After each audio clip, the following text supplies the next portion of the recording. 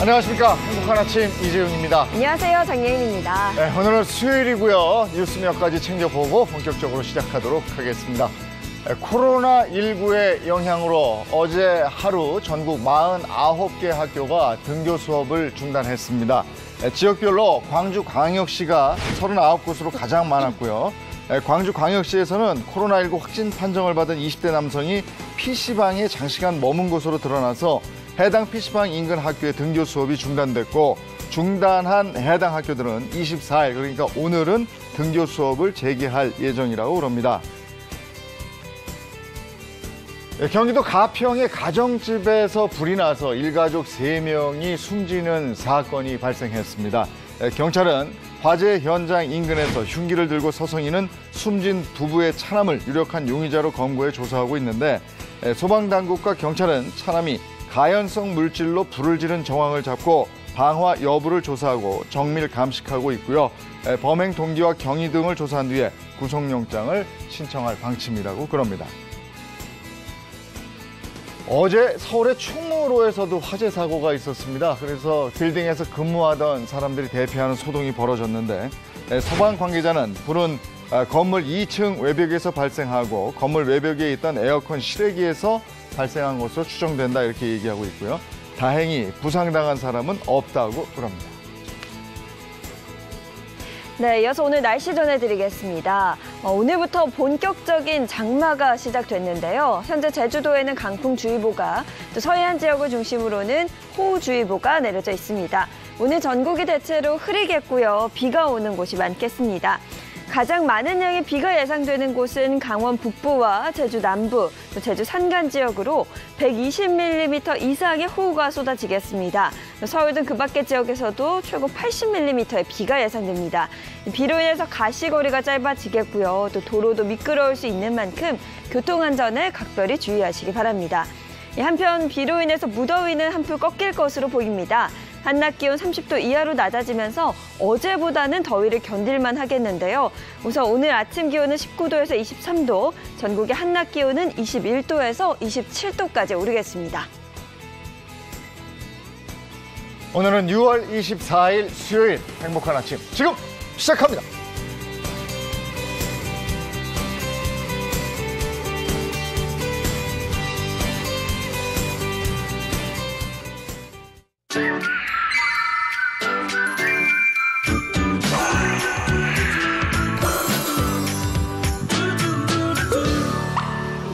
오늘은 뭐 날은 꾸물꾸물하고 그렇지만은 바람도 좀 불고, 네. 비도 곳곳 지금 뭐 내리는 곳도 있고 막 네, 그렇잖아요. 네. 네. 아우, 어제는 굉장히 더웠기 때문에 오늘 아침에는 좀 꾸물꾸물한 날씨도 산뜻한 기분이 들고 그랬습니다. 오늘은 스타들의 얘기, 그리고 따뜻한 영화 소식 준비되어 있습니다. 네, 오늘 소식 함께할 홍종선 대중문화 전문기자, 또 그리고 최정화 연예 전문기자, 또 방송인 김수현 씨 나오셨습니다. 어서 오세요. 어서 오세요. 안녕하세요. 네, 반갑습니다. 자, 오늘은 어떤 스타들의 얘기일지 본론으로 바로 들어가도록 하겠습니다. 네, 주제를 먼저 한번 볼까요? 약간 오늘 이게 나이트클럽 분위기인데? 그죠? 자, 요 누굴까요? 네. 화제 로드맨 3인방. 야, 요즘 뭐 너무나 핫한. 네. 첫 번째 누굴까요? 이명웅 씨. 네. 씨. 누군지 알아볼 거예요. 네, 첫 번째 스타 이명웅 씨입니다. 이명웅 씨는 원래 꿈이 트로트 가수는 아니었다고요? 네, 맞습니다. 어릴 적 꿈 자체가 일단 유명인이 되고 싶다라는 생각을 했었대요. 그런데 이게 노래가 아니라 운동으로 유명인이 되고 싶다라는 생각을 했었다고 하는데, 일단 초등학생 때는 축구 선수를 꿈꿨다고 합니다. 운동신경이 좀 남달랐었던 것 같아요. 그리고 중학생 때는 태권도 교육 쪽으로 나가겠다라는 목표를 세웠는데, 저도 어릴 때 쇼트트랙 선수를 잠시 했었거든요. 그랬어요? 근데 이걸 하면서 이렇게 진로를 바꿨 바꿨다라는 것은 빨리 알았다라는 거예요. 내가 이걸로 빛을 볼 수 없겠다라는 거를. 그래서 스스로 아니다 싶어서 이렇게 운동을 그만뒀었다라고 이야기를 합니다. 예. 네, 오늘 프로그램 보니까 축구를 정말 잘 하더라고요. 네, 맞아요. 그만큼 운동에 재능이 있다가 음악으로 전향을 한 건데 네. 분명한 계기가 있었을 것 같아요. 그게 이제 음악적으로 진로를 바꿨던 계기가 고등학교 2학년 때인데요. 야간 자율학습이 하기 싫었던 거예요. 근데 친구가 나는 야간 자율학습을 안 하고 실용음악학원을 가겠다 해서 같이 가자 따라간 거죠. 우리가 잘 알고 있는 스토리 또 나오겠죠. 네. 친구 그렇죠. 따라갔다가 친구는 떨어지고 이명웅 씨만 이 학원에 B등급으로 붙게 됩니다. 이후에 뒤늦게 음악의 길로 전향을 한 뒤에 실용음악학교에 이제 대학교에 진학을 했고요. 네. 처음에는 발라드 가수를 목표로 좀 활동을 했지만 가요제에서 계속 깜방했다고 합니다. 그러니까 운동, 음악, 예체능 쪽에 아주 두각을 나타냈는데 탁월했던 거죠. 네. 발라드 가수가 되고자 했는데 결국 트로트 가수가 됐다. 그러면 발라드를 포기하고 트로트로 온 데는 발라드 대회 나가서 자꾸 떨어지니까 트로트로 온 건가? 어떻게 돼? 발라드 대회에 나가서 떨어지기만 해도 그 다음이 뭘지 락일지 네. 뭘지 모를 텐데 자 이제 실용음악과 졸업하고 마땅히 할 일이 없는 거예요. 그래서 네. 이 아르바이트 저 아르바이트 사실 무명 배우나 무명 가수 이 시절 오래 겪은 분들 아르바이트 많이 하시지 않습니까? 네. 그중에 이제 아주머니들이랑 하는 이 아르바이트를 하는데 네. 거기서 이렇게 좀 일하면서 이렇게 노동요처럼 노래도 하고 쉴 때도 좀 노래 부르잖아요. 네. 그때 이제 아주머니에 맞춰서 트로트 노래를 불렀는데 아주머니들이 이거네 이거 너무 잘하네 해서 그런가 하고 바로 노래대회 나갑니다. 근데 바로 우승. 거기가 어디냐? 포천 시민가요제. 전국 노래자랑 나가자마자 연달아 우승을 했다는 거 아닙니까? 네. 근데 각종 그렇게 대회에서 상을 받고 그럼 데뷔하면 내가 승승장구할 수 있을 것이다라고 생각하잖아요. 근데 데뷔하고도 생활고에 시달렸다고요? 많은 가수들이 데뷔를 하면서 나는 데뷔를 하면 톱스타가 될 수 있어. 대박 날 거야 대박 하잖아요. 날 거야. 네. 이렇게 생각을 하지만 사실 그렇게 되는 게 정말 하늘의 별 따기죠. 사실 임영웅 씨도 그 당시엔 그랬습니다. 2016년 8월에 싱글 앨범 미워요를 이제 발표를 하면서 데뷔를 하게 되는데요. 그런데 데뷔 후에 바로 돈을 벌 수 있을 거라고 생각을 했는데 오히려 마이너스였다고 해요. 근데 그럴 수밖에 없었던 것이 사실 이렇게 스케줄은 있지만 돈이 안 되는 상황이 잠시 좀 많거든요. 네. 일단 출연료가 적으니까 뭐 이동비라던가 뭐 밥이라던가 뭐 옷을 산다던가 뭐 이렇게 하면 남는 게 하나도 없는 거예요. 이런 식으로 무명 가수의 고충을 제대로 겪었습니다. 그리고 이명웅 씨 같은 경우에는 이렇게 생활고 때문에 정말 많은 일을 했었더라고요. 뭐 공장에서 일단 가구 만드는 일도 직접 한 적이 있었고 네. 또 편의점에서도 일을 했었고 서빙 아르바이트도 했었다고 해요. 그런데 네. 이때 정말 마음이 아팠었던 것이 이렇게 편의점 알바를 하다 보면 그 손님들이 네. 돈을 그냥 이렇게 주시면 되잖아요. 네. 근데 꼭 돈을 이렇게 던지시는 분들이 있대요. 맞아요. 그래서 이럴 때마다 참 마음이 아팠다라고 이야기를 했습니다. 근데 어쨌든 인생 경험을 두루두루 많이 쌓았네요. 네, 네. 그리고 군고구마 장사도 했다고 그러잖아요. 네, 맞습니다. 이 모아둔 돈이 떨어져서 생활고가 이제 오게 되니까 가수 활동을 하면서도 군고구마 장사를 했었는데요. 예. 아무래도 이 가수다 보니까 스케줄이 불규칙하잖아요. 이 불규칙한 생활 속에서 돈은 벌어야 되고 하다 보니까 군고구마 장사를 하게 됐고 4년 정도 이 장사를 하면서 무명 생활을 견뎠다고 합니다. 예. 아니 그런데 이게 무명 생활 견디면서 생활 습관으로 배인 것 같아요. 아끼는 게. 네. 예, 텔레비전에 이게 나온 장면인데 보일러를 한겨울에도 네. 22도 이상을 올리지 않는. 어. 근데 그렇게 해서 견뎌왔기 때문에 저는 이런 좋은 날이 또 오지 않았나 그쵸. 싶어요. 네. 아니 그래가지고 어디선가 뭐 고난을 유쾌하게 극복할 수 있는 연예인 1위 뭐 이래가지고 올라오랬다면서요? 맞습니다. 1위. 이명웅 씨 뽑히기도 했고 사실 지금 뭘로 뽑아도 1위를 할 것 같긴 한데요. 또 이런 어려운 이제 현재 뒤에는 사실 이제 어렸을 때부터의 가정 환경도 좀 불우했더라고요. 사실 불우했다는 말이 맞지 않을 수도 있어요. 이명웅 씨에게는 이제 아버님이 5살 때 갑작스럽게 사고로 돌아가셨고 이명웅 씨는 사진으로만 아버님을 뵀다고 해요. 그래요? 그러니까 사실 잘 기억이 안 나는 거죠. 네. 이렇게 가정 형편이 어렵다 보니까 이제 어머님이 아들 키워야 되잖아요. 혼자 이렇게 미용일 또 여동생분하고 이모하고 이렇게 미용일 하셨는데 미용일 하고 이렇게 힘들 때 이런 아들이 있으면 힘이 납니다. 맨날 이명웅 씨가 밝게 웃으면서 엄마 내가 뭐 도와줄까? 이랬다라는 거예요. 네. 바로 이 또 미용실이 포천에 있죠. 그래서 아까 나갔던 포천 시민가요제 본인 고향에서 나갔던 겁니다. 네. 네. 아니 이명웅 씨 얼굴만 봐도 그 선함이 있어요. 네, 맞아요. 어머니께서 얼마나 든든하셨을까요. 근데 임영웅이라는 이름도 사실 좀 특별한 이름이에요. 근데 그럼 또 이름이- 아버지와 얽혔다고 이름이 해서. 세죠. 영웅인데. 영웅. 네, 맞아요. 사실 이 이름을 아까 얘기했었던 아버지께서 직접 지어주신 이름인데요. 네. 이 아버지가 홍콩 영화 배우죠. 주윤발 씨. 주윤발 씨. 헷갈렸습니다. 네, 주윤발 씨의 영화 영웅본색을 참 좋아했었다라고 이야기를 하는데 네. 그렇기 때문에 이 아들의 이름을 세상을 구하는 영웅, 우리의 영웅 이렇게 아주 큰 뜻을 담아서 임영웅이라고 지었다고 해요. 네. 그리고 동생이 있었다면 만약에 임영웅 씨에게 동생이 있었다면 아버지께서 본색으로 지을 예정이었었다. 영웅 본색이었어요. 네, 그래서 임본색으로 지을 예정이었다라고 해서 약간 이게 고개를 갸웃하게 되지만 아무튼 임영웅 씨 이렇게 이름이 지어지게 됐다고 합니다. 아니 근데 그 이름이 그대로 가네요. 그러니까 정말 영웅이 트로트계에 됐죠. 나타난 네. 영웅이 된 거잖아요. 네. 본명일 줄 몰랐던 본명. 글쎄 말이야. 그래서 어떻게 보면 이런 이름 지을 때는 야 이거 안 되면 이름이 너무 세서 이름에 눌리는데 이럴 수도 있는데 맞아요. 근데 이름을 눌러버렸네. 그렇죠. 이름 딱 타고 뻗어나. 올라간 거죠. 근데 이게 저 얼굴에 보면 상처가 좀 있잖아요. 네, 맞습니다. 임영웅 씨가 11살이 되던 해에 뛰어놀다가 주차장에 이 녹슨스의 양동이 쪽으로 이제 넘어지게 되는데 그게 녹슬어 있었고 그리고 칼날처럼 좀 뾰족했던 거예요. 그러면서 싹 베이게 된 거죠. 굉장히 아팠을 것 같고 또 11살이면 살짝 피만 봐도 무서워하거든요. 근데 임영웅 씨 참 마음이 아픈 게 어머니가 걱정하실까 봐 이렇게 피가 많이 났는데도 뭐 티셔츠가 흥건히 젖을 정도로 피가 났다고 하는데 그냥 뭐가 흐르길래 땀인 줄 알았어 이렇게 얘기를 했다고 해요. 사실 그때 얼마나 상처가 심했냐면 30바늘을 꼬맸거든요. 그래서 지금도 흉터가 좀 보일 정도이기 때문에 어머니에 대한 생각이 굉장히 깊구나 하는 것을 다시 한번 느낄 수 있었습니다. 저는 이름이 임영웅이라 네네. 뭐 일당 백으로 뭐 이런 건 그건 아니고 근데 아이가 밖에서 놀다가 들어와서 어디 다쳐오면 정말 그 마음 아프거든요. 그쵸. 어머니 정말 그때 마음 아프셨겠네요. 그렇죠. 이게 부식된 양동이 이 가장자리에 그 양동이 모양대로 이렇게 생긴 거예요.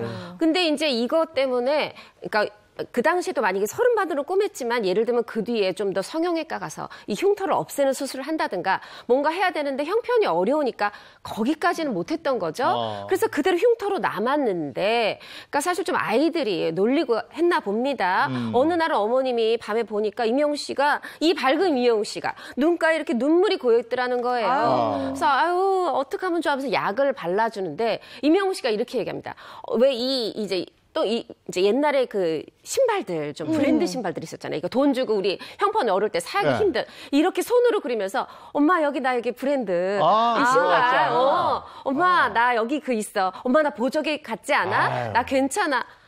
그 말 듣는 어머니 마음이 좀 얼마나 찢어졌을까요? 철이 일찍 들었네. 그러니까요. 우리 때는 그 고무신에 여기다가 그거 그려가지고 그렸죠. 이쪽에는 그거, 이쪽에는 또 다른 거 있어요. 그려가지고 다녔어요. 임영웅 씨랑은 좀 반대네요.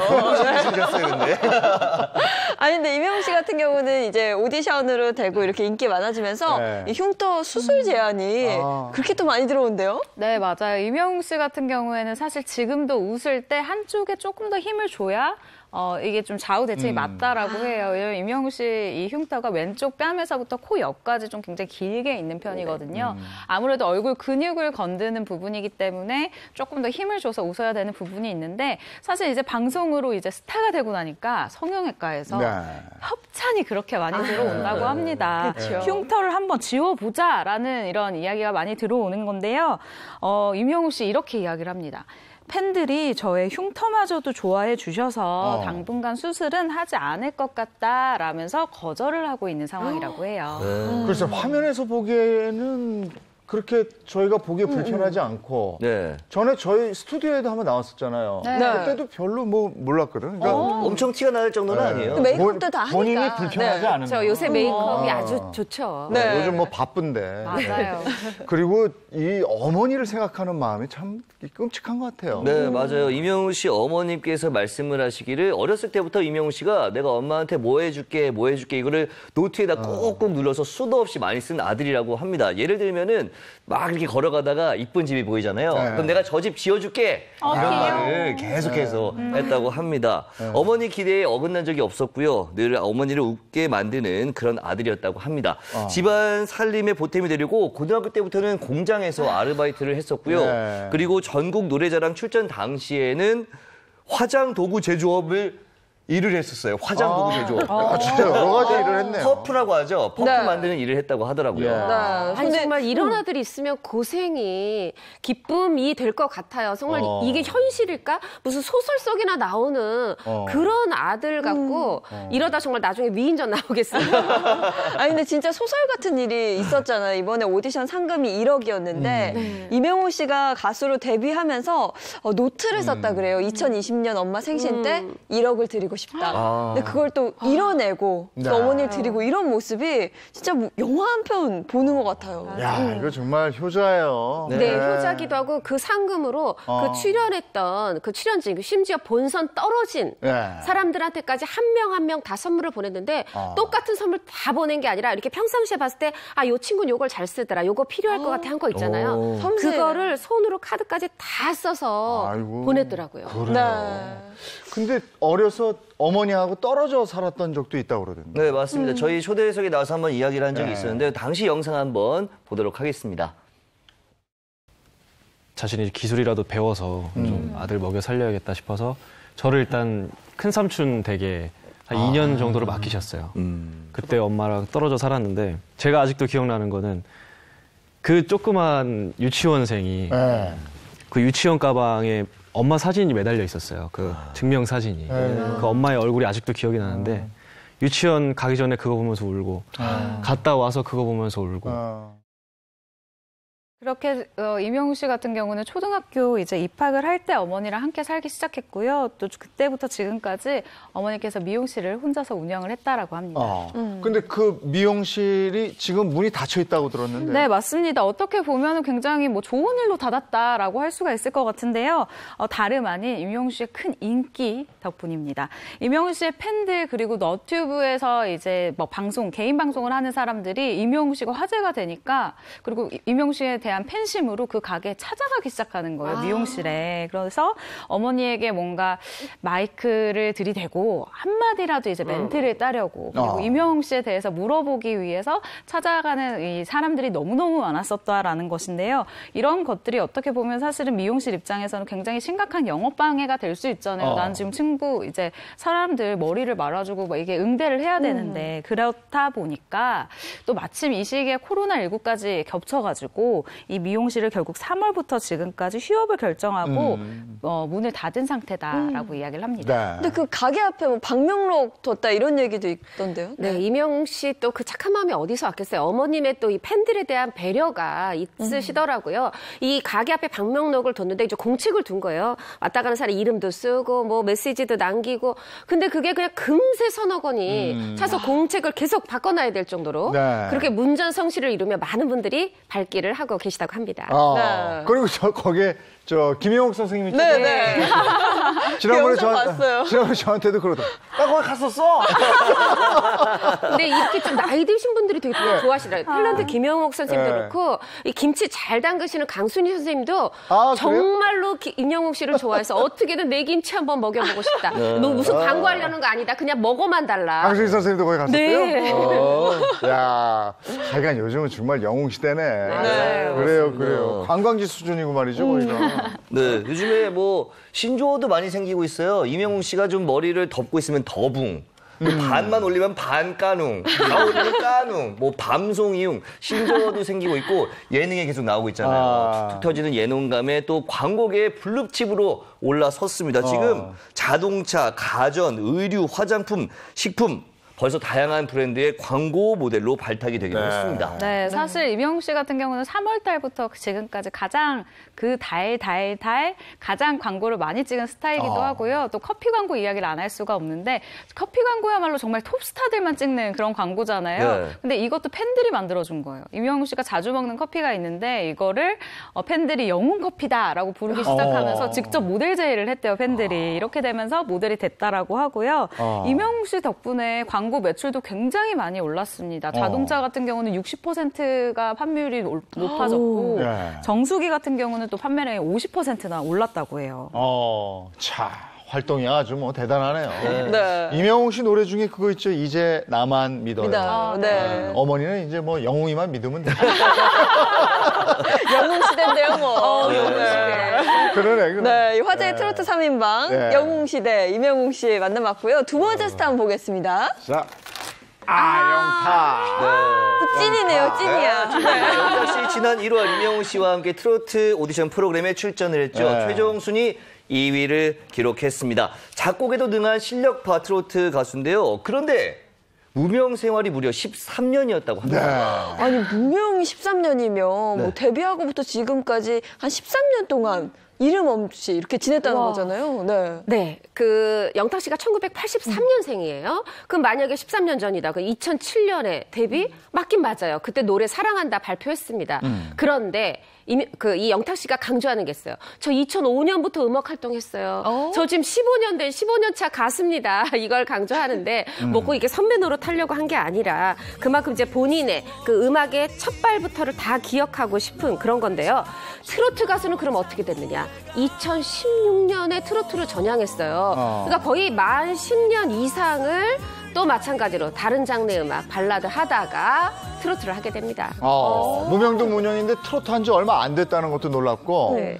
더더군다나 처음에는 광고 기획자가 꿈이었다고 그러는데 네. 광고 기획자에서 꿈이 가수로 바뀐 거잖아요. 계기가 있어요? 네, 있습니다. 여러분, 20살 때, 그 20대 초반 때 한번 생각해 보세요. 저만 해도, 저는 그때 저의 주량을 알지도 못하고, 술을 처음 입에 댄 후에, 어디까지 마실 수 있을까? 라면서 한창 마실 때였어요. 네. 그래서 막 집에도 막 이게 막 개개되면서 들어갈 때였었는데요. 2004년 22살의 영탁 씨도 크게 다르지 않았다라고 합니다. 술은 마시고 싶고 술을 마셔야 하는데, 돈이 모자란 이 대학생이었던 거예요. 그래서 술값을 내가 내겠다라는 마음으로 상금이 있는 가요제에 나가게 됐는데요. 그때를 계기로 가수를 해야 되겠다 이렇게 생각을 했다고 합니다. 야, 그러면 술값 때문에 가요제 나왔고 거기서 이제 수상을 하면서 이 데뷔가 되는 건데. 그렇죠. 야, 이 사람 술로 성공한 사람. 술값 때문에 대회에 나갔잖아요. 술값 때문에 대회에 잠깐 나갔지만 결과는 대상이었습니다. 수상금 100만 원. 야. 당시 영탁 씨가 출전한 가요제가 2004년 제1회 영남가요제로 올해 17년째 계속되고 있다고 하는데요. 관계자에 따르면 그 당시 영탁 씨가 노래를 너무나 잘했기 때문에 이후로도 지금까지 그만큼 노래를 잘하는 사람을 볼 수 없었다라고 할 정도라고 합니다. 여기서 제가 한 가지 그래도 짚고 싶어요. 술 좋아한 것도 있었겠지만 술 사고 싶었다는 거. 사람들 그렇게 잘 대하는 그 마음을 좀 우리가 읽어야 될까요? 그러니까. 근데 이렇게 얘기하다 보니까 좀 궁금해져요. 네. 혹시 당시 영상 같은 거 준비된 거 있나요? 제가 또 누굽니까? 준비했죠. 우리 팬분들 기대하시고요. 22살의 영탁 씨 모습 나오고 있습니다. 2004년. 음색 봐요, 음색.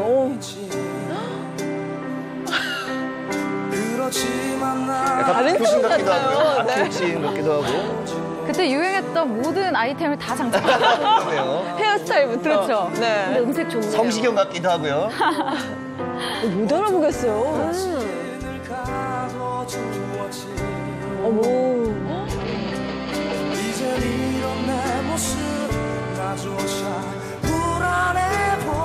약간 허스키하기도 하고. 임재권 씨 느낌도 있고 예상 받을 만하네요. 네, 여기 가야죠. 노래 잘하네. 좋네요, 진짜. 사람이 노래를 안 배우고도 저렇게 잘할 수 있나요? 저때가 이제 가수 되기 그러네요. 전이니까.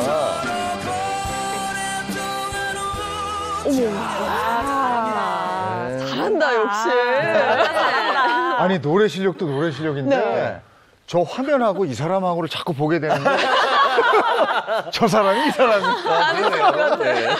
야, 근데 정말 저 처음에 나간 가요제에서 바로 이 대상을 받을 정도면 노래 실력이 대단하네요. 네. 이 영탁 씨가 어린 시절에 그 안동에 있는 이 M채널, M본부의 어린이 합창단. 사실 엄정화 씨도 그렇고 이게 노래 잘하는 분들 보면 어린이 합창단 출신들이 있어요. 그리고 또 여기서 끝이 아닙니다. 또 약간 집안 내력도 좀 있는 것 같아요. 할아버지가 작곡가이고 또 학교 음악 선생님이셨는데 이 경상도 지역에 네, 이 이제 교가들 있지 않습니까? 이 교가들을 이 할아버지가 많이 작곡해 주셨다고 그래요. 그럼 저는 제일 궁금한 게 술값 때문에 가요제 나가서 100만 원 탔잖아요. 뭐 밤새 100만 원으로 술 엄청 마셨겠네요? 저였으면 그랬겠죠. 저도요. 네, 저였으면 그랬을 텐데 영탁 씨는 그렇지 않았다라고 합니다. 당시 영탁 씨는 가요제에서 이제 대상을 수상을 하고 나서 뭔가 망치로 머리를 꽉 맞은 듯한 그런 기분을 맞았다고 하는데요.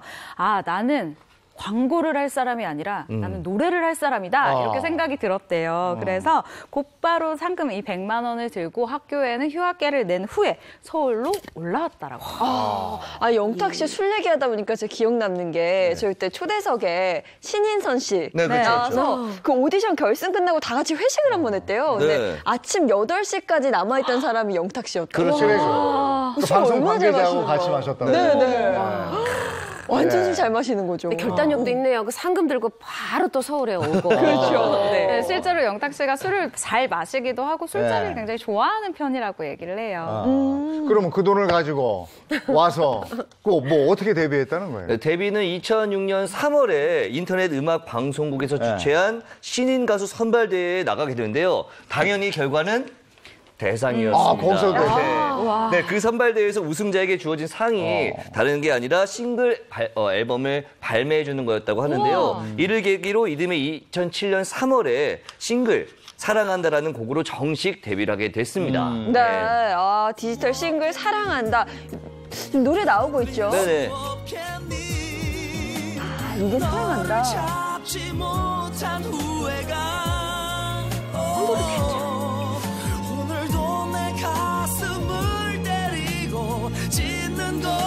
좋은데요? 잘하네.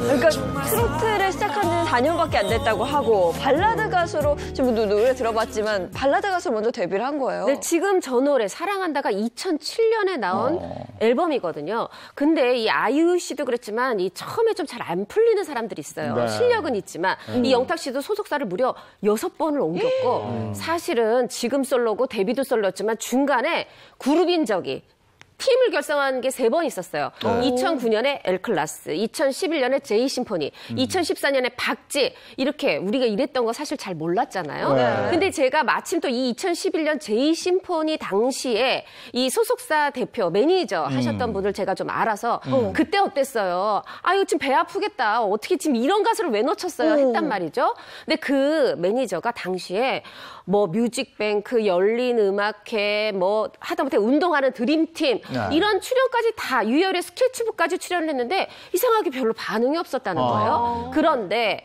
당시에 그 이제 일본에서 콘서트가 있었는데 오키나와 섬에서 사람들 다 이렇게 피서객들 몰려서 5만 명 앞에서 노래를 하는 건데 너무너무 잘 놀고 이 흥이 대단하고 너무너무 무대를 즐기더래요. 그래 나하고는 아니어도 언젠가 잘 되겠구나 했다고 하고 지금 잘 돼서 배 아픈 게 아니라 아주 기분 좋다고 응원하더라고요. 그래요? 그 사람도 좋은 사람이에요. 그러네요. 예, 원래 다른 사람 잘 되면 배 아프고. 근데 자기가 소속이었었는데 자기가 데리고 있지 않은데 나가서 잘 되면 그럴 텐데 또 이렇게 잘 됐다고 같이 기뻐해 주니까. 근데 세 개의 팀을 결성하면서까지 발라드 가수로 계속 대시를 했는데 안 된 거잖아요. 그리고 그래서 생활고를 못 이겨서 가요계를 잠시 떠나 있는 시간도 있고 이랬다고 들었거든요. 네, 맞습니다. 때는 2014년도에 아까 얘기한 박지라는 이 그룹에 소속이 되어 있을 때였는데 수익이 빵이었다고. 수익이 아예 없었던 거예요. 그래서 한 인터뷰에서 영탁 씨가 했었던 이야기가 있는데요. 음악을 너무 사랑하지만 생활이 여의치가 않아서 현실적인 대안을 찾게 됐다라면서 30대 중반쯤에 가수를 관두려고 했었다라고 고백을 하기도 했습니다. 가수 한다고 서울 올라와서 생활고 때문에 각종 아르바이트 전부 다 하면서 굉장히 고생했다고요. 네, 그렇죠. 아무래도 앞서 이야기 잠깐 나왔지만 100만 원을 가지고 올라왔어요. 그럼 어떻게 살았겠어요. 그러니까 생활고가 좀 있었고 여러 가지 일들을 많이 했는데 그중에 중에 좀 택배 일이 많이 힘들었다고 해요. 이 엘리베이터가 없는 5층 건물에 쌀포대를 갖고 올라가는 게 정말 네. 힘들었다. 이런 이야기를 하기도 했습니다. 그리고 당시에 생수를 살 돈도 없었고요. 돈이 생기면 일단 음식을 먹어야 되잖아요. 다 비싸니까 라면만 쭉 사서 모아놓고 있었다라고도 이야기를 했습니다. 네, 그러니까 정말 힘들었다는 거예요. 네. 네. 특히 이제 2014년 이때가 이제 박제할 때죠. 그때 진짜 힘든 때였는데 뭐냐면 나 지금 가수인데 그룹도 결성해서 하고 있는데 월세 30만 원 낼 돈이 없는 거예요. 그래서 사촌 동생 집에 얹혀 살게 되는데 물론 친척 집에 얹혀 살 수도 있죠. 근데 그때 나이가 32살이에요. 32살에 그것도 동생 집에 얹혀 살으려니까 얼마나 눈치가 보였겠어요. 그래서 안 되겠다. 내가 독립해야지 하면서 보컬 강사를 하게 돼요. 그래서 보컬 학원에 가서 이제 이 노래도 가르치고 그리고 애니메이션 있죠. 그 주제가도 부르게 됐다고 합니다. 그 애니메이션 주제가 부르는 사람들이 노래 실력 인정받은 사람들이에요. 그럼요. 옛날에 네네. 김국환 씨도 불렀고요. 그리고 저 가이드곡인가 그거 했다면서요. 이것도 노래 실력 좋은 사람들인데 맞아요. 그게 뭐냐면 가수가 취입하기 전에 미리 그 노래를 불러보는 거잖아요. 네, 네. 근데 이거 하면서도 그렇게 고생 많이 했다고. 맞아요. 사실 다른 가수들 노래 가이드를 참 많이 했었는데 네. 유명 가수들이 많습니다. 박효신, 슈퍼주니어, 다비치 등 노래 잘하는 참 가수들, 퍼포먼스 좋은 가수들의 가이드를 많이 한 거예요. 그런데 재밌는 일화가 이 작곡가가 이 영탁 씨한테 이 가이드를 맡길 때 항상 했었던 얘기가 있대요. 이 노래, 네 노래니까 너 진짜 최선을 다해서 한번 잘해봐라 라고 얘기를 한 거죠. 그래서 영탁 씨는 정말 죽어라 이 노래를 했는데 결국은 항상 다른 가수들에게 이 곡이 돌아갔다라고 해요. 그래서 영탁 씨가 참 긍정적인 게 근데 지금 생각해보면 지금의 나를 만드는 데 있어서 그때 시간이 참 도움이 됐다라고 이야기를 하거든요. 글쎄요, 제가 봤을 때는 참 긍정적인 것 같아요. 그때 당시엔 상처 많이 받았겠죠. 맞아요. 내 노래인 줄 알고 불렀는데. 네. 아니, 그리고 영탁 씨 같은 경우는 뭐 시간 강사로 강단에도 섰었어요. 네, 맞습니다. 보컬 강사뿐이 아니라 지난 2014년 3월부터 2014년 12월까지 충남의 당진에 위치한 S대학교에서 시간 강사로 출강을 했다고 하는데요. 그리고 당시 영탁 씨가 출연한 프로그램이 좀 뒤늦게 화제가 되기도 했어요. 모창 능력자 그리고 실제 가수가 나와서 대결을 펼쳤던 그런 예능 프로그램이었는데 이 영탁 씨가 휘성 씨의 모창 능력자로 출전을 했습니다. 하지만 결과는 이제 3위로 조금 일찍 떨어지긴 했죠. 네. 그랬군요. 본인이 아마 본인 색깔이 강해서 저는 3위 하지 않았을까. 네. 가창력의 문제가 아니라요. 네. 근데 이렇게 힘들면서도 악착같이 버틸 수 있었던 그 원동력은 뭐였을까요? 뭐 여러 가지 에피소드들이 있겠지만 영탁 씨가 요때 일을 얘기해요. 8년 전. 요때가 이제 제2심포니 활동 시절인데 신동엽 씨하고 함께 방송을 하게 된 거예요. 근데 네. 쭉 같이 한 게 아니라 노래하는 장면 딱 한 컷. 정말 그거였는데 그 노래를 아주 죽기 살기로 열심히 했다라는 거죠. 그러면서 신동엽 씨가 그 모습을 보고 이렇게 방송을 이렇게 쓱 나가면서 야 너네는 진짜 포기만 하지 않으면 나중에 정말 잘 될 거야 예. 얘기를 했는데 이 오랜 경력의 신동엽 씨가 이렇게 딱 인정해준 그게 오랫동안 영탁 씨 마음에 남았다고 하네요. 그 포인트가 있어요. 네. 그렇죠. 저도 어렸을 때 어떤 선생님이 너 목소리 좋다. 그래서 그런 그 길을 밟게 되고 뭐 그런 계기가 있어요. 그 음악 시간에 야, 너 노래 잘한다. 이런 음악 선생님의 한마디 때문에 네. 그쵸. 성악가가 되기도 가수가 되고. 하고 네. 가수가 되기도 하고 맞습니다. 이렇게 신동엽 씨가 그런 역할을 그렇죠. 네. 저 어렸을 때 생각나는 게 네. 음악 선생님이 그랬어요. 저는 합창반이었는데 노래 잘 못한다 했거든요. 그 길을 안 갔네요. 네. 선별지명이 있으셨네요. 근데 영탁 씨가 어렸을 때 죽을 고비를 넘긴 그게 있었다면서요? 그것 때문에 뭐 어머니 직업도 바뀌고 이랬다면서요? 네, 맞습니다. 일단 이 어머니 같은 경우에는 공무원 출신이었어요. 그리고 원래 교회를 다니시는 분이었는데 어느 날부터 이 어머니 눈에 자꾸만 할아버지 신령이 보이는 거예요.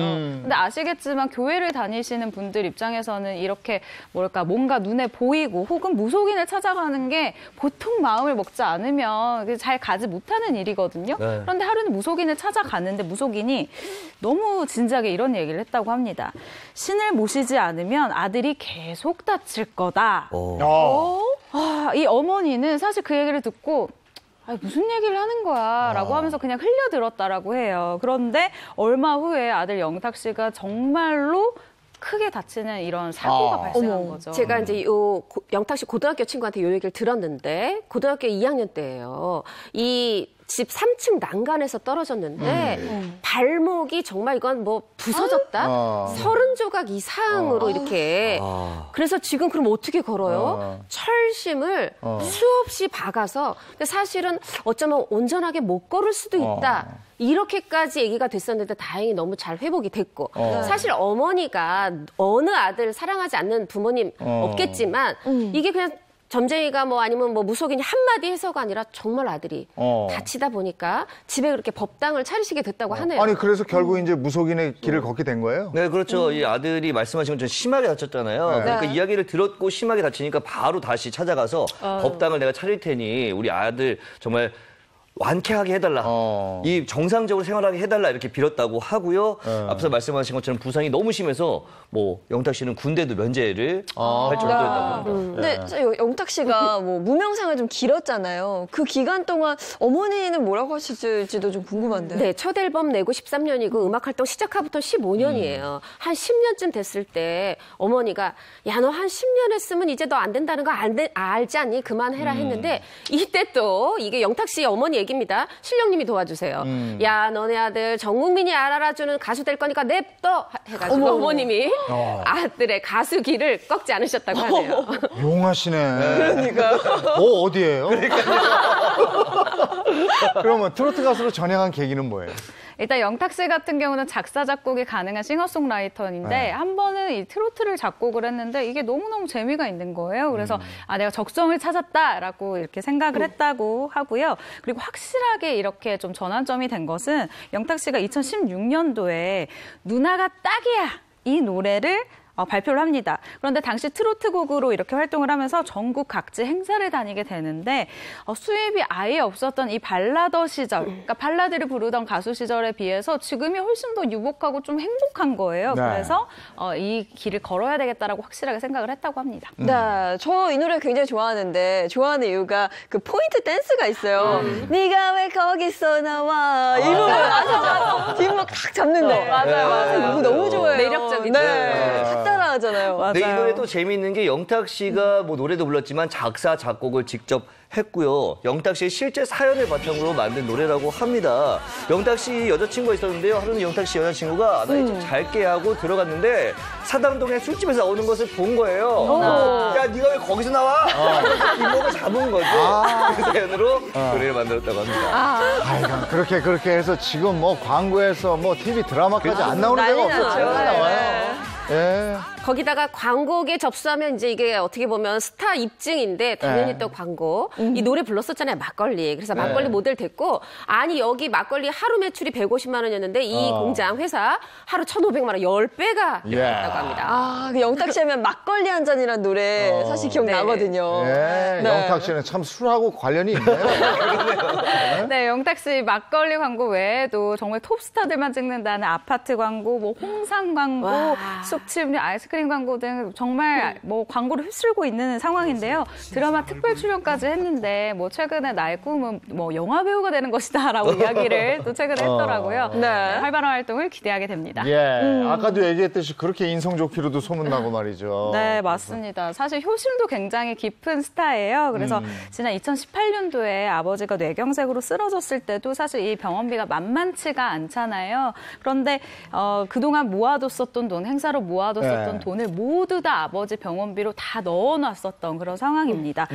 그러면서 사실은 영탁 씨가 지금도 반지하에 살고 있어요. 근데 이런 생활을 하고 있음에도 불구하고 지금은 내가 성공해서 아버지 병원비를 걱정하지 않는 수준에 이르러서 너무나 행복하다 이렇게 이야기를 합니다. 네, 그럼 아버님 건강은 어떠신가요? 네, 현재 뇌경색으로 왼쪽 마비가 오셔서 혼자 거동이 불편하신 상황이라고 하는데요. 영탁 씨가 오디션에 출전하고 좀 잘 승승장구했잖아요. 그러면서 오랫동안 연락이 끊겼던 친구분들, 지인분들이 연락이 와서 많이 응원해주는 덕분에 조금 좀 나아졌다고 하고요. 어머니도 덕분에 좀 힘이 나서 감사한 하루를 보내고 있다라고 전했습니다. 네. 그 매니저들 사이에서도 그렇게 평가가 좋다면서요? 네, 6번 옮겼으면 사실 욕먹을 수도 있어요. 예. 근데 그 소속사마다 다 아니야, 참 착하고 좋은 친구야, 잘 될 줄 알았어, 박수 보내 하고 사실 이제 고향이 안동인데 안동에서도 고등학교 시절에 사실 지금보다 훨씬 잘생겼었다고 그래요. 하얗고 키 크고 또 이 남자친구들 사이에서 왜 남자친구들 멤버들 잘 챙기는 리더십 있는 친구였는데 고향에서도 응원의 박수 소리가 뜨겁다고 합니다. 네. 그러니까 한기를 파니까 때가 온 그런 가수군요. 네. 영탁 씨 만나봤고요. 이번에는 장민호 와. 씨. 예. 잘생겼다. 네, 중년 여성들의 BTS로 불리고 있는 장민호 씨. 네, 사슴같이 맑은 눈과 단정한 이런 비주얼로 정말 어머님들의 사랑을 독차지하고 있는 가수인데요. 장민호 씨도 정말 오랜 무명 생활로 유명합니다. 무명 생활을 얼마나 했을까요? 영탁 씨보다 형이잖아요, 장민호 씨가. 영탁 씨가 13년 했으니까 뭐 15년? 이 정도? 16년? 조금 더 쓰셔야 될 것 같아요. 더 써야 돼요? 저는 이렇게는 못할 것 같다라는 생각이 드는데 장민호 씨 무명 생활 무려 24년입니다. 야, 무명 생활이 24년이요? 정말 박수를 보냅니다. 아니, 그러면 24년을 무명 생활이면 도대체 언제 데뷔를 한 거예요? 장민호 씨가 1997년 6월에 아이돌 댄스 그룹 유비스의 리드 보컬로 데뷔를 했습니다. 1990년대 데뷔죠. 당시 유비스가 차이나풍 멜로디에 독특한 정글 리듬을 가미한 별의 전설이라는 곡으로 나름 마니아층을 형성했다고 하는데요. 장민호 씨의 지금 데뷔 영상이 나오고 있습니다. 좀 낯선데. 네. 1997년도에는 저런 패션과 저런 헤어스타일이 굉장히 인기였거든요. 그렇죠. 근데 사실 유비스라는 그룹이 좀 생소하기는 해요. 몇 인조인지 찾아봐야 될 정도입니다. 4인조였어요. 근데 아니 지금 보니까 비주얼도 괜찮고 노래도 괜찮고 춤도 괜찮은데 우리가 왜 이렇게 모를까? 이게 불운이 겹쳤어요. 뭐냐면 유비스가 이 데뷔할 때 정말 레전드 그룹이 2집 앨범을 들고 컴백합니다. 네. 누구냐? H.O.T. 아. 2집 앨범에 뭐 들어있느냐? 행복, 위아더 피처. 이거 우리가 유비스 이름 기억하는 것만 해도 대단한 거죠. 그래요. 97년에는 H.O.T.뿐이 아니고 많은 그룹들이 나오는데. 아이돌 네, 그룹들. 97년도에 H.O.T의 그 라이벌이죠. 일단 잭스키스가 나오고요. 네. NRG가 나오고요. 태사자가 나옵니다. 야. 유비스 조금 힘들만 한데요. 네. 이 중에서도 잭스키스 같은 경우에는 폼생폼사로 소녀 팬들의 마음을 훔치고 있었는데 이렇게 양대의 구도였던 그러니까 H.O.T, 잭스키스가 너무 이게 꽉 잡고 있는 이 구도에서 장민호 씨가 생각을 했대요. 아이돌은 내가 갈 길이 아니구나.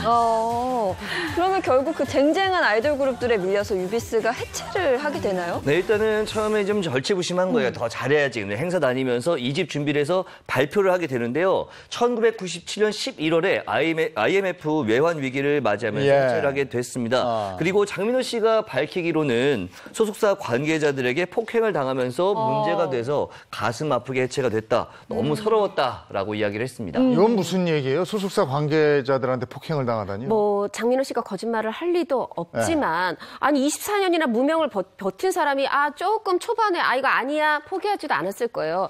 폭행이 있었는데 뭐냐면은 당시에는 사실 이 연예계 지금하고는 다르지만 지금은 그렇지 않습니다. 엔터테인먼트계 일명 형님들이 좀 들어와서 일을 봐줬어요. 왜냐면 밤 없어도 잡아야 되고 막 150km 막 200km 이렇게 달리면서 로드 매니저도 하고 이런 와중에 이 양대 그룹, H.O.T, 잭스키스 이런 거대 그룹들을 키우는 그 형님들이 얘네 여기 있으면 안 되겠는데 이 장민호 씨 얘기입니다. 해서 폭행을 당했다고요. 생명의 위협을 느끼고까지 아이돌을 고집할 이유는 없었던 거죠. 그러니까 이거 얼마나 무서웠겠어요. 네.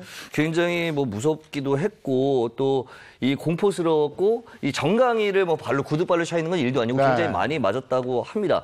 중요한 건 가수로서의 성장 가능성들을 봐야 하는데 단 1%도 가수로서의 좋은 점을 찾지 못해서 결국 이제 가수의 길을 포기하게 됐다라고 하더라고요. 그러면 가수의 길을 접고 장민호 씨는 어떻게 지내게 돼요? 네, 해체 이후에 장민호 씨 수영 강사로 또 활약을 하게 됩니다. 장민호 씨가 사실 초등학생 때까지 수영 그 선수로 활약을 했었던 거예요. 그래서 그 이력을 살려서 인천의 한 스포츠 센터에서 수영 강사로 취직을 하게 된 거죠. 그런데 뭐 본은 안 하죠. 뭐 많은 분들이 시간을 되돌려서 그 수영을 배우고 싶다 하실 텐데. 그렇죠. 저 같아도 새벽반 나갑니다. 처음에는 저녁반 강사로 배치가 됐었는데 당시에 또 그 학원에 잘생긴 수영 선생님이 왔다 이렇게 하면 어머님들이 이제 들썩들썩한 거예요. 그래서 오전반 어머님들이 입김이 또 조금 더 셉니다. 어머님들이 이렇게 얘기를 해요. 우리도 그 잘생긴 선생님한테 배우고 싶다. 장민호를 데리고 와라라고 해서 이 저녁반에 배치되어 있었던 장민호 씨가 오전 반까지 진급을 했다. 아니, 이거 외모 지상주의는 도대체 언제 사라지는 건가요? 외모만 잘생겼겠어요. 친절하게 잘 가르쳤겠죠. 그러면 어쨌든 수강 신청 1위를 달리는 수영 강사가 됐겠네요. 네. 그야말로 잘 나가는 강사. 그 수영장뿐이 아닙니다. 일대 수영장에서 이 입소문이 난 거예요. 어머, 그 수영장이 잘생긴 강사일 때 저쪽 수영장 또 어머님들도 이 얘기합니다. 스카우트 좀 해오세요. 실제로 스카우트 제의도 들어오고 그래서 군대 가기 전까지 장민호 씨가 수영 강사를 했는데 당연히 가수할 때보다는 훨씬 더 많은 수입이 있었다고 하네요. 예. 네, 근데 그 잘생긴 수영 강사였던 장민호 씨가 또 어머님들이 눈물을 흘리게 되죠. 네. 가요계로 돌아가는 그렇죠. 네, 계기가 있었을 것 같은데요. 사실 장민호 씨가 31살이라는 좀 늦은 나이에 군대를 갔다 온 다음에 얼마나 생각이 많았겠어요. 앞으로 네. 무엇을 해야 될까. 하지만 이때 가수에 대한 생각, 그러니까 음악을 해야 되겠다는 생각은 전혀 없었다고 합니다. 네. 근데 당시에 이제 장민호 씨가 중국어를 좀 잘해서 아랍 항공사 스튜어드 목표로 한 6개월에서 7개월 정도 공부를 했을 때인데 현 소속사의 대표의 러브콜을 받고 네. 2011년도에 다시 노래를 불러야겠다 결심을 하게 됐다고 합니다. 아니, 그 수영도 잘하는데 또 중국어도 잘해요? 또 노래도 잘하고? 그렇죠. 외모 지상주의가 아니네요. 그러네. 근데 저 승무원도 좀 어울렸을 것 같은데 네. 노래를 다시 부르기로 결심했어요. 근데 트로트를 선택했어요. 이 이유는 뭡니까? 그 장민호 씨가 유비스로 활동을 할 때도 이런 얘기를 들었대요. 너는 목소리에 약간 뽕기가 있다. 이런 이야기 들었다고 하는데 일단 이 전향을 한 데에는 장민호 씨의 이 외모가 한 몫을 했습니다. 네. 장민호 씨 말에 따르면 제 말이 아닙니다. 장민호 씨 말입니다. 제 외모가 약간 중동 스타일에 가까운 것 같다. 거울을 한번 봤는데 아이돌보다는 트로트 쪽이 좀 더 어울릴 것 같더라라고 자평을 하게 된 거예요. 네. 이 느끼한 외모, 본인 말입니다. 여러분, 팬 여러분. 네. 본인 기름진 말에, 외모. 네. 이 기름진 외모가 아이돌을 할 때 약간 컴플렉스였는데 네. 이게 트로트를 할 때 약간 경쟁력이 있겠다라고 판단을 한 거예요. 네. 그래서 트로트 가수로 전향을 했다고 해요. 아니 그럼 그게 저 2011년에 트로트 가수로 전향을 했다면 2020년에 올해 빛본 거잖아요. 그러면 9년 세월은 어떻게 된 거예요? 사실 97년에 처음 유비스 데뷔했던 걸로 네. 생각하면 14년 후에 지금 트로트 가수 전향한 거예요. 네. 그러고도 또 10년이 걸린 건데 2011년에 냈던 노래 사랑의 누나. 아니 우리가 생각해보면 이승기 씨도 누나 내 거야 하고 잘 됐는데 안타깝게도 우리 장민호 씨의 사랑의 누나는 잘 되지 않았어요. 그래도 기 꺾이지 않았어요. 아니야. 다시 한번 해보자. 2집 앨범 냈습니다. 그리고 2집 앨범 들고 어디 가느냐. 수영 강사 때도 이 아주머니 분들 누나한테 인기 많았잖아요. 네. 전국의 주부 노래교실에 이 노래를 들고 갑니다. 왜냐하면 이게 이 주부 노래교실에서 입소문이 나야 앨범을 한 장이라도 더 사주거든요. 그런데 또 제 주변에 이 바로 노래 교실 다니시고 나중에는 노래 강사까지 되신 분이 이 당시에 이 1914년, 14년, 이 15년까지 이렇게 노래 교실 다녔던 장민호 씨를 봤던 분. 제가 또 목격담을 들었어요. 네. 그랬는데 탁 왔는데 저 사람 진짜 가수야? 너무 잘생겼다.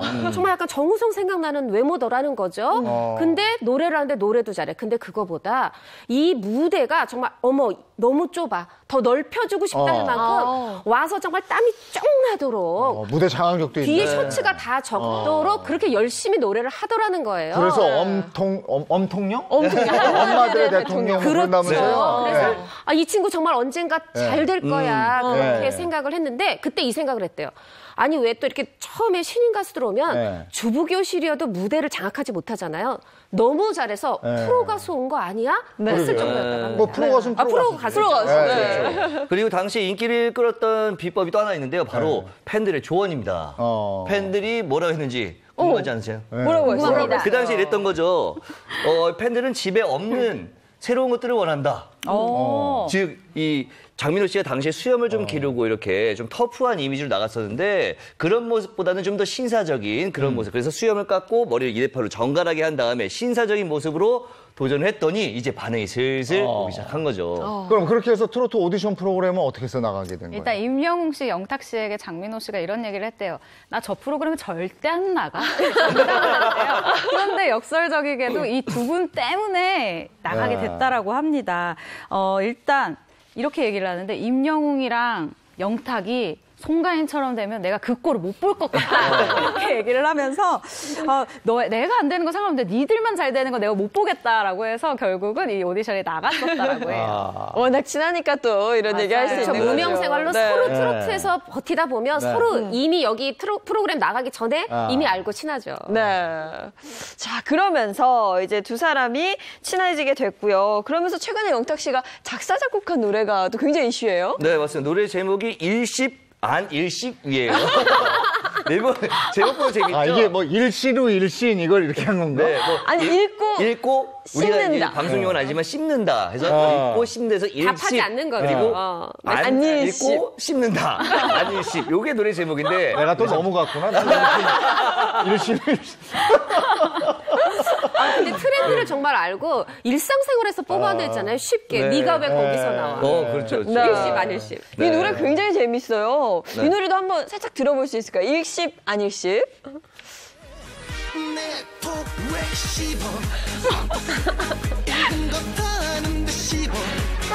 이게 쉽게 다가가는 게 장점이신 것 같아요. 네, 영탁 씨. 또 레시버. 왜 답장 안 하냐? 굉장히 기분이 안 좋거든요. 네. 읽고 연락이 없는 거는. 이게 사실 많은 분들이 공감할 수 있는 가사여서 네. 최근도 굉장히 인기를 끌고 있습니다. 그리고 저는 또 굉장히 오디션에 잘 나갔다라는 생각이 들게 한 게요. 굉장히 가슴을 두근두근 뛰게 만드는 파트너를 또 오디션에서 만나게 되죠. 그 파트너. 어떻게 보면 나이 차이가 꽤 납니다. 네. 13살 최연소 오디션 기록을 세우면서 출전했던 정동원 군하고 네. 파트너를 이루어서 노래를 불렀는데 또 파트너를 불렀어요. 근데 사실 그때 정동원 군 잘했지만 장민호 씨에 대한 칭찬이 쏟아졌습니다. 그러니까 어떻게 보면 나보다 후배야로 보는 게 아니라 동료 가수로 보고 함께 무대를 꾸몄는데 또 되려 이렇게 얘기합니다. 아니다. 내가 정동원한테 이게 자연스럽게 녹아들면서 좋은 무대 할 수 있었던 것 같다. 정말 잊지 못하는 무대다. 이렇게 회상을 하네요. 그 둘 케미가 잘 맞아요. 네, 그렇죠. 장민호 씨가 1977년생, 44살이고요, 올해. 그리고 정동원 군이 2007년생, 올해 14살. 30살 차이예요. 정동원 군은 아빠보다 장민호 씨가 나이가 많다고 하는데요. 이게 점이 재밌는 게 정동원 군은 장민호 삼촌이 나이가 한참 많은데 편하고 친구 같을 때가 있다라고 얘기를 했고, 장민호 씨는 요즘 정동원 군과 진짜 싸우는 것 같다. 이기고 싶다. 이렇게 재미나게 얘기하면서 둘의 관계가 참 좋음을 밝혔습니다. 그러니까 이게 정말 세월을 뛰어넘은 우정이에요. 네. 맞아요. 30년이면 뭐 세월이 강산이 한 3번 변하는 거예요. 그래서 이게 샵동기라 그러죠. 제가 장민호 씨랑 같은 샵을 다녔었는데 오. 물어보니까 굉장히 따뜻하고 정이 많은 사람이다라고 얘기를 해요. 네. 실제로 이명웅 씨 그리고 영탁 씨가 이렇게 얘기를 하는데 힘든 시간에 그 장민호 씨가 굉장히 정신적으로 힘이 됐었다라고 이야기를 했었거든요. 행사장에서 동생들을 뭔가 좀 챙겨주려고 자신의 출연료로 용돈을 주기도 했었고 이 동생들이 옷이 없을 때는 자신의 옷을 그냥 주면서 선물이다 이거 입고 무대해라라고 하면서 신발까지 세트로 딱 맞춰주기도 네. 했었다고 합니다. 장민호 씨도 고생 많이 했으니까 부모님들이 많이 좋아하셨겠네요. 네. 아주 많이 네, 좋아하셨겠어요. 일단 19살에 아이돌로 시작을 해서 발라드 가수로 전향을 했잖아요. 그런데 이때 가장 큰 힘이 된 게 장민호 씨의 아버지였다고 합니다. 아버지께서는 근데 장민호 씨가 이렇게 트로트를 하는 거를 결국 보지 못하고 돌아가셨다고 해서 참 안타까움을 자아냈는데요.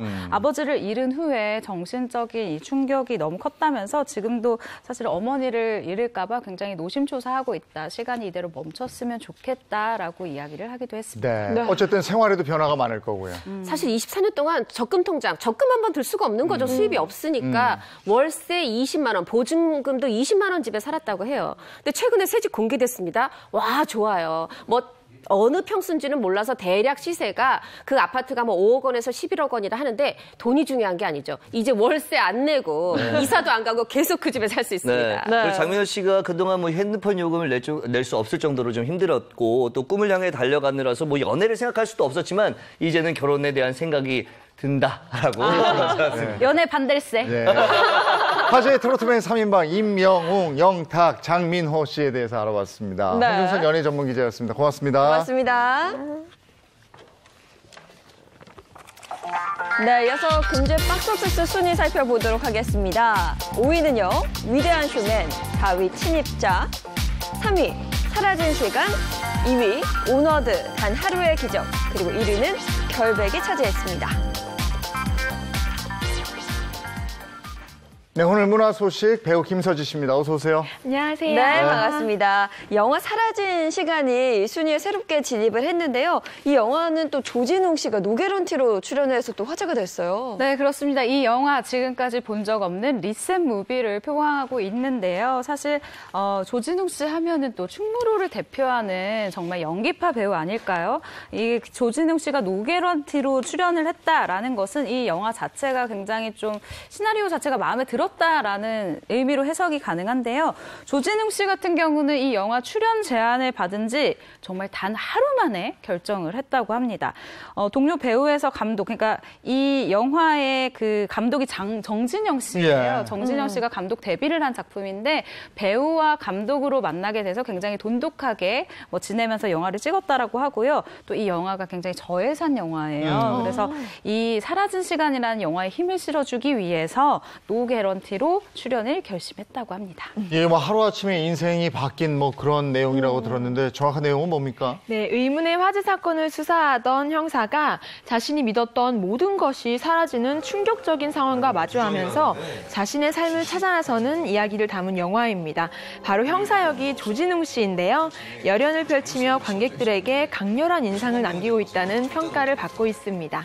30년 동안 정진영 씨 배우였는데 연출 데뷔 첫 작이죠? 네, 맞습니다. 연출의 뜻이 있었지만 이 이창동 감독의 권유로 30년 동안 배우를 했었다라고 합니다. 그런데 그간 참 여러 영화에서 다뤄진 여러 가지 소재로 자신만의 이야기를 섞어서 그리고 자신만의 그 카메라로 본 이 감독의 시선을 더해서 참 참신함이 돋보이는 작품이다라고 기자들은 이야기를 하고 있는데요.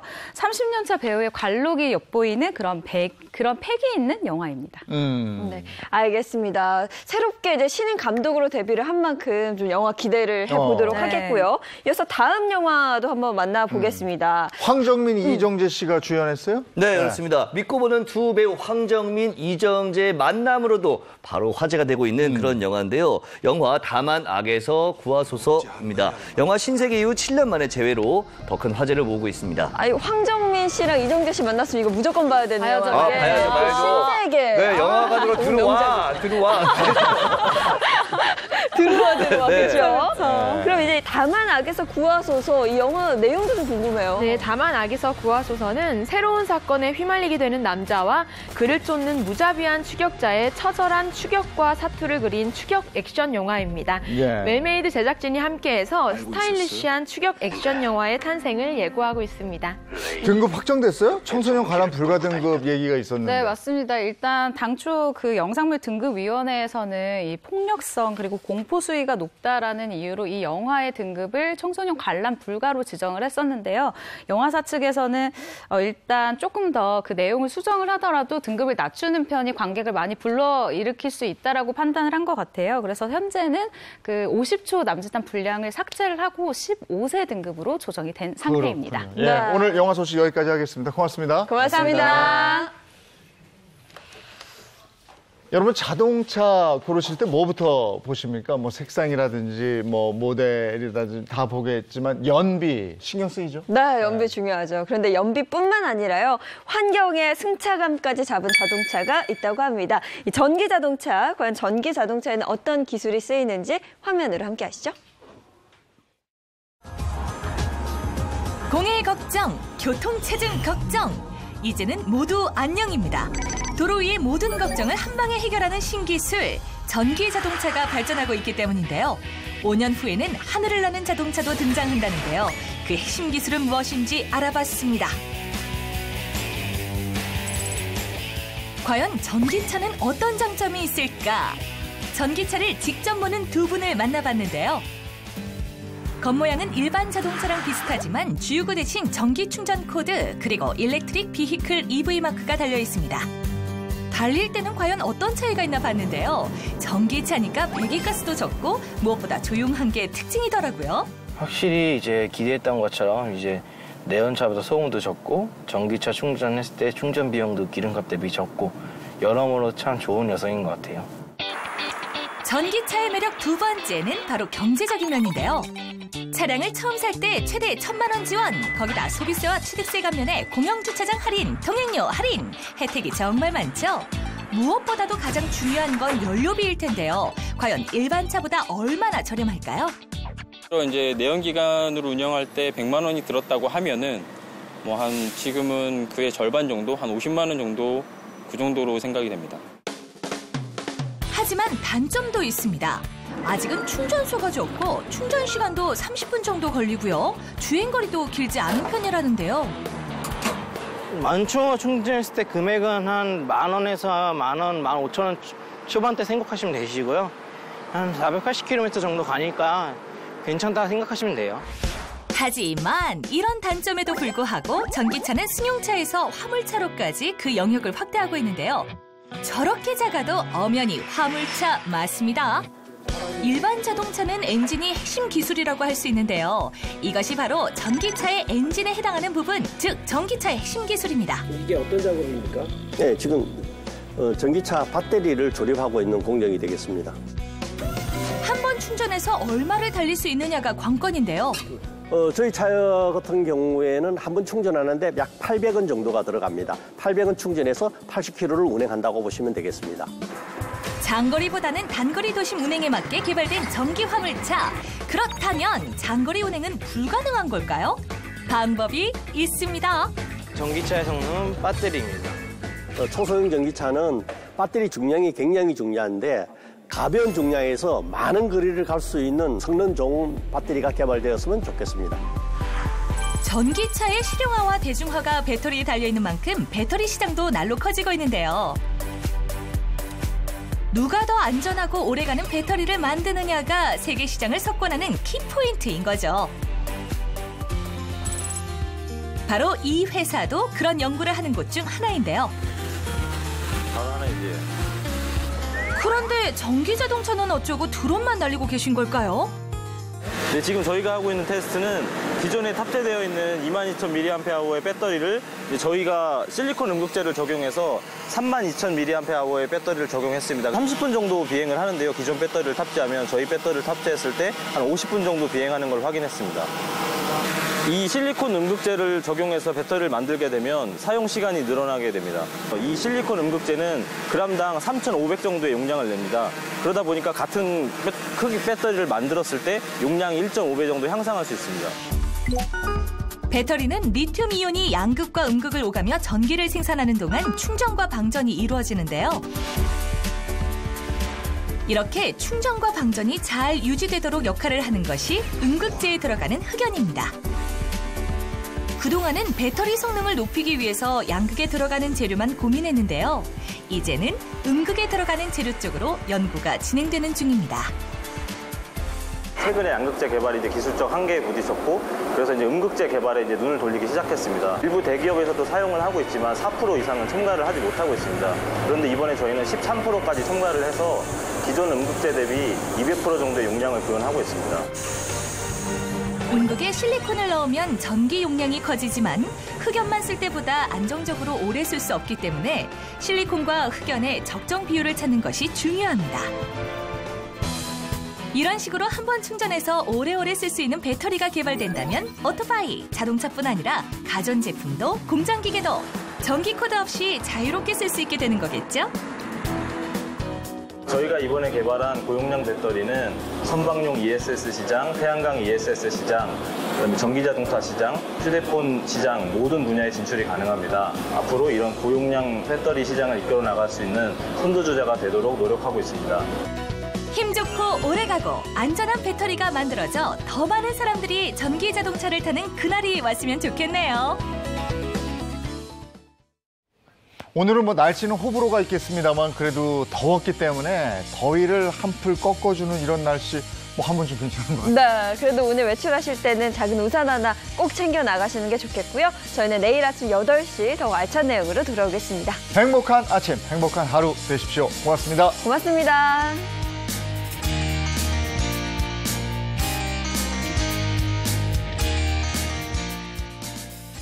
채널 A